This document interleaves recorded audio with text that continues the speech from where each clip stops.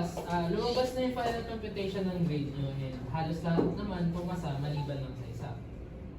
Yun lang naman for today. So dismiss tayo. Miss, iwan ka na lang.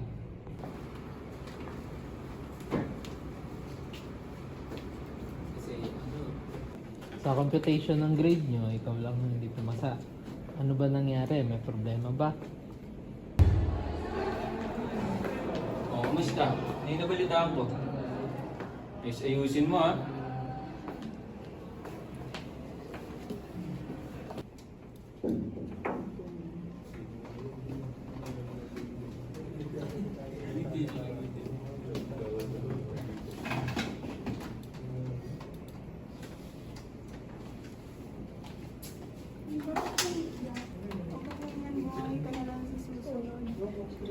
Ano yun? Parang binigam. Okay lang yan. Oo nga, bawi na lang. Kaya pa yan. Bawi na lang. Meron pa naman puso niya. Di pa huli ang lahat. Kaya nga. Kaya pa yan. Dahil sa suporta at pakikisimpatya ng kanyang mga kaklase at kaibigan, siya ay mas ginanahan na pagbutihin ang kanyang pag-aaral. In this scenario, a student faces academic failure, leading to emotional distress compounded by her father anger.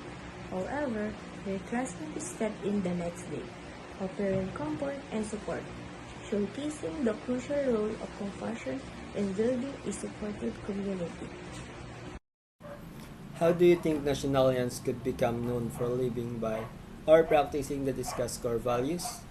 For me, as a member of this community, can become known for living by or practicing core values through intentional efforts, consistent actions, and effective communications. Also, being a Nationalian, you need to be a role model to others because those actions inspire others to do the same thing.